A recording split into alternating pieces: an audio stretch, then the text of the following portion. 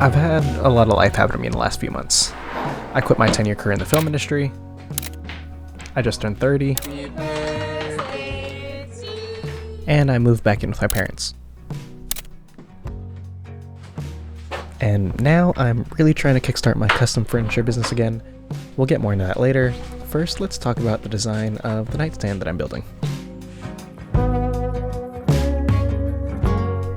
My favorite TV show of all time is Avatar: The Last Airbender. At the end of book 1, the Fire Nation does Fire Nation and unalives one of the spirits in a sacred pond. It throws everything out of whack until Sokka's girlfriend sacrifices herself to revive one of the koi fish, and they were named Tui and La, or push and pull in Chinese. This design was a play on that, with the moon-shaped base and cantilevered support, pushing and pulling against gravity in 2 different directions to keep stability. Some of that was definitely assigned after the fact because it just kept making more sense. But you know, art, inspiration, meaning.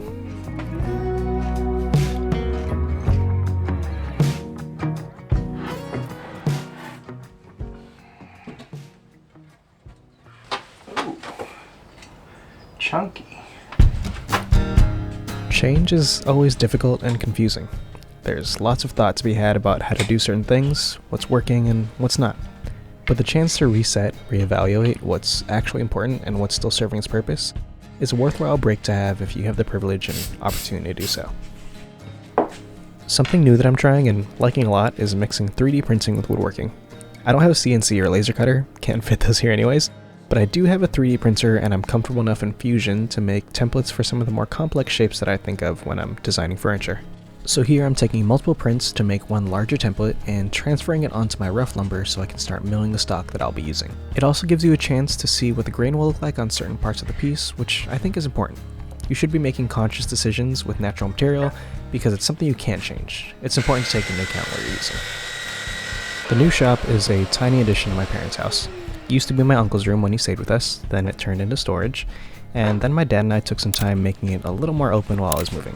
And now that everything is here, I'm changing the layout pretty often to find out what I need more room for, what tools I use the most, and trying to save every inch of space I can, just to give everything a little bit of breathing room. Other than its size, it's not too unlike my old shop. It's got its quirks, and I've got to stay more on top of putting things away before starting a new operation, but really I think I can still make anything that I could have before. Anything you do in woodworking has multiple ways to get it done, and it just takes some extra brain power to figure out what's the best solution for the problem at hand.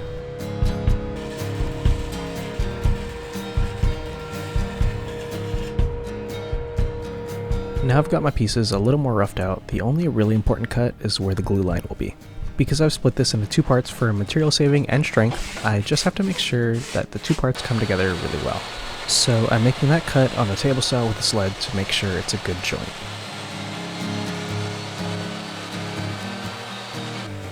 To give the joint more strength and make sure the pieces are coplanar, I'm using my domino at the seam. It's a complex shape made easy by working with everything in chunks, then reshaping them, and making sure that I won't cut into and expose dominoes anywhere while refining everything, because I've definitely done that maybe once or twice.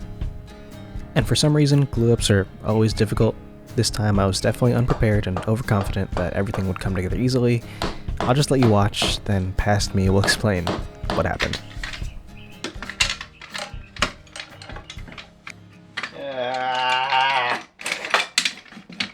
Damn it.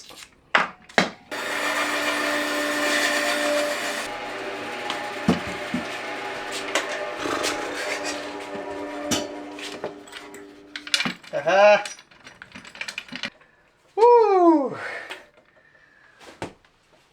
Woo! Now that the crazy is over, just a little recap of what was going on.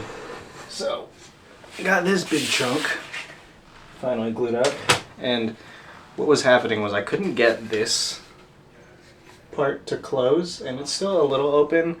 I got a little bit of squeeze out, so it's not bad. I got the bottom to close. I got really good squeeze out there. Got squeeze out at the tip here, and I had these like 3D printed clamping jigs to clamp weird angles, and it's worked before, but they just kept slipping off. While the glue was drying, I quickly ran to the bandsaw. You can cut out notches to get good clamping pressure along the point that you need. I've decided to just always do these notches and just oversize everything because it just makes everything a little easier.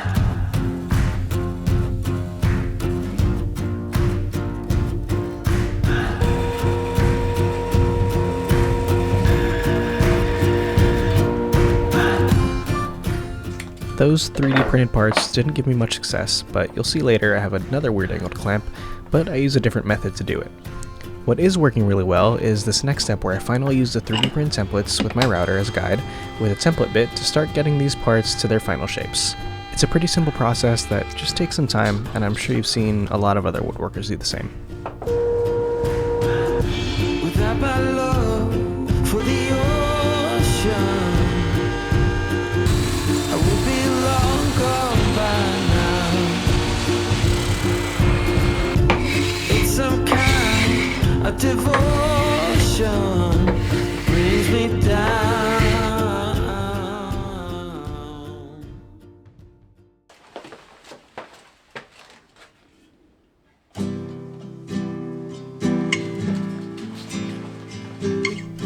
Every build is unique, but a lot of them use the same processes. For me, it's come up with a design, make a template, rough out the shapes, refine with the template, glue or screw it all together, and then you got a piece of furniture. Of course, every piece has its own unique set of challenges, but with those basic principles, it feels easy to fabricate anything that comes into my head. And I can do all that with the tools I have now. In most cases, the size of the shop doesn't matter. With a little bit of thought, anything's possible! Anything's possible! So as I continue to build my furniture portfolio and take on whatever commissions come my way, I can create with confidence. And lately I've been making a lot more designs that I haven't fully thought through how to make, which I think is good for me so I don't limit myself to my current skill set and kind of force myself to grow. For this build, it was this tapered detail from the base. I wanted to play a little bit more in 3 dimensions and not just do one thickness throughout, but I wasn't sure how I was going to do it. After I get it assembled, made easy by perpendicular dominoes, which still sometimes confuses me, is when I was going to start working on getting the shaping done. And here you'll see my surprise and relief that the dominoes fit correctly.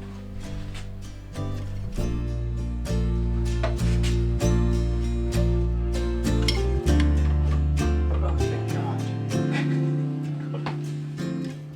Oh, thank God.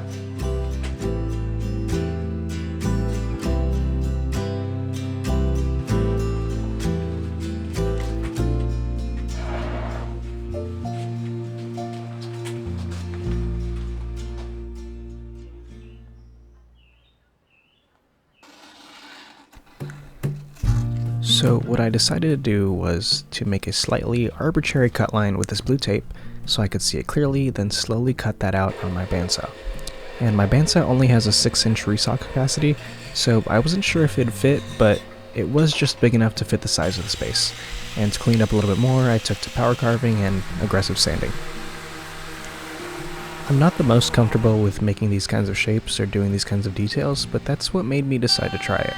I was in no rush to finish, and I really wanted to get to know the workflow of the new space, and the challenge was really welcome.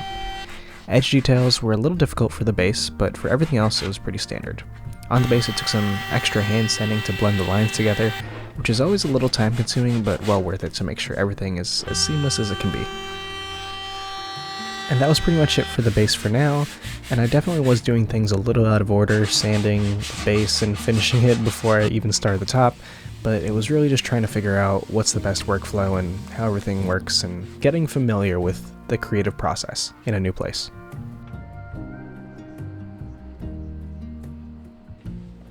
For the top, I wanted to keep it pretty simple but intentional with my grain selection. I originally modeled it to be a 20-inch diameter top, but looking at it in real life, it was way too big, so I settled on 15 inches instead. That's one of the reasons I always use my renders as references rather than rules, because something might look good in a 3D environment, but in real life it just doesn't look as good because physical proportions translate a little differently once you start building. Now I'm just marking out which sections I want to use and making sure to use one board so the color matches as best as possible. One in the moment thing that I'm thinking about, I'm going to keep this little piece of scrap because just in case anything happens and I need to put a plug or a patch or something, I know that this is from the tabletop, so that way I can get the grain and color to match because I'm trying to make the tabletop all from one board, so that way it's all pretty uniformly colored. That's a pro tip that I didn't end up using, and I'm also thinking about putting my miter saw to bed, because another pro tip, in a small shop, a miter saw is definitely not a necessity. It's a luxury I've gotten used to, and it was actually my first major power tool a few years ago, but things change and I want to be able to adapt as best as I can, whatever space I'm in. But a tool I will always have is a jointer. No, I didn't press record.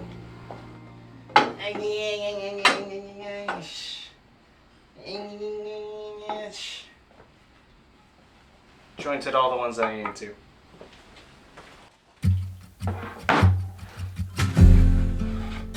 I also have a helical cutter head for my jointer under my tool chest waiting and begging to be installed, but I just haven't gotten to it yet. The straight knives do fine, as you can see. The joints are really tight, but for face jointing, I know the helical head will do so much better, and it'll be a lot less scary not feeling the board want to shoot back at you because it's getting slapped by 3 super fast spinning knives under your hands. And now just marking lines for dominoes. This panel probably wouldn't need it because the boards were all pretty flat, but since I have it and it takes an extra 10 to 15 minutes to ensure coplanarity, which I think is a word, I figure might as well do it to be on the safe side, and since I paid so much for this tool, it better get used on every build. And it does make everything a little bit easier. And this glue up was also so much easier because it's just a normal panel with short boards, do the in and out method on the jointer with normal dominoes, and clean out the squeeze out. Really nice and stress free because sometimes glue ups just take a lot out of me. Sick. Panel for circle.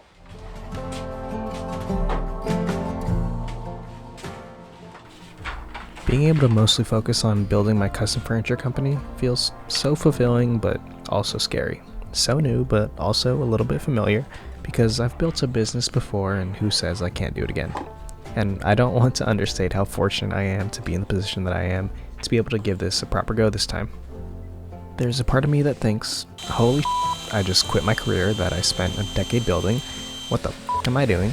And there's another part of me that thinks, I'm so glad I can do this and find myself again because I am so much more than my career. And a very condensed version of all of this, even though I'm making such a drastic move from what has been my normal, I'm happy about it. The way my job was affecting both my mental and physical health, the way I wasn't able to learn how to set boundaries because I've just been hustling since I was 20 years old, not ever giving myself a proper break. Now that it's a new decade for me and I've learned that that way of life is not the way I want to keep going, and really my body wouldn't let me. So I feel more at peace, and it comes in waves, but overall I still think this was the right decision. More time with family, more time learning new things, more time to reflect on the life I've lived so far, and more time to make sure I'm okay. Because if we're not okay with ourselves, how can we fill other people's cups? That's really what I enjoy doing, and I've learned that my cup has been empty for a while, so now I'm taking time to pour some into my own glass before I go out and try to take on the world again. Okay, sorry, that was a big tangent. These videos I make for me to vent out and document and share a little bit about my life, but also to share and document my furniture design and fabrication journey. So let me get back to that because it's probably what you care about more. Making hardwood mounting plates. That is something that's new to me and I'm glad to be trying it out on a smaller project. I figure for shipping and an overall boost in production value, learning how to make and use mounting plates with threaded inserts would be a worthwhile skill investment. So I had this thinner piece of cherry I found and drilled all the necessary holes, self-centering drill bits, installed the threaded inserts, and I'll come back to this in a second, but first I'm going to talk about this glue up because it's something that I'm probably going to need to do in the future and I keep forgetting the steps that I'm doing. I really enjoy designing these subtle swoops and curves into my furniture. I feel like it adds a little bit of complexity and the visual interest steps up, which is really what I'm after because I want to make furniture that looks good. And part of that means clamping really weird angles that don't really have flat surfaces. The ultimate way to be better at this is by having a better order of operation, but because I did everything a little out of order, I had to make a custom clamping block. And here I use a piece of blue tape and CA glue to make that happen, but the CA glue and the blue tape, they give in a little easily, so I just did CA glue directly on the piece afterwards and it worked out fine. This was a mix of a freestyle build, but with some plans. I definitely didn't plan on every step because I just had the itch to build something, and my next build that I'm in the middle of right now has been the same way, but after that one I'm going to spend some more time thinking about my order of operations. It's hard to focus sometimes because I just want to get to building most of the time, but that's what I want to improve on. Being a little more thoughtful and mindful about the process, some for philosophical reasons, but mostly because it usually ends up just taking longer after running into issues that you didn't see coming and then having to spend a lot of time trying to figure out how to fix those issues. And now back to the mounting plate. So, I'm cutting out the recess for the bottom of the tabletop, and I finally made a router accessory I've been meaning to make for so long.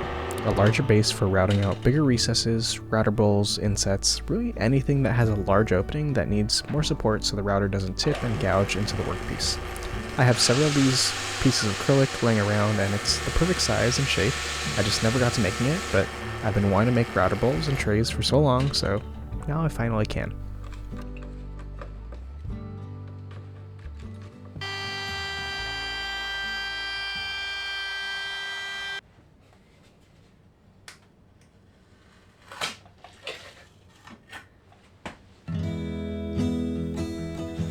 And now onto the final parts of getting this assembled. So I'm using self-centering drill bits again to get the mounting holes lined up for the threaded inserts on the bottom of the tabletop, and after getting those holes established, I use a brad point drill bit and some tape to bore out the rest of the hole and get the right depth. Shit. I was a little afraid that the threaded inserts with the base, with the mounting plate, would be a little too long, so I was drilling really slowly to make sure that my brad point didn't go through. First one did go through, just the brad point, so there's still a good amount of material there. I'm gonna fill in this hole and try and figure out what's the next best way to connect the base, because that was a little oopsie on my part.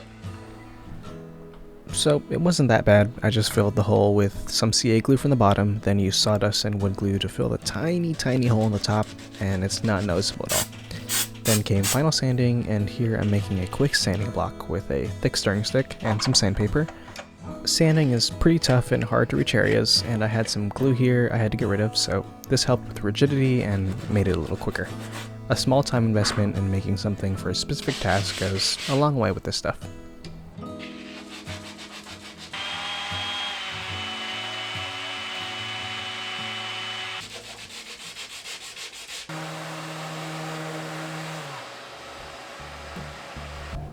And lastly, getting some coats of finish onto each part. For this piece, I'm using walrus oil for incher butter and a non-abrasive pad to really work it into the grain.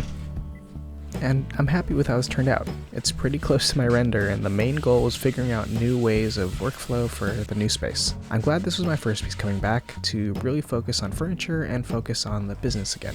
It was a good test to prove to myself I have everything that I need, and downsizing didn't matter. Gives me a chance to be more thoughtful and mindful with each operation, and that applies to both woodworking and in my life.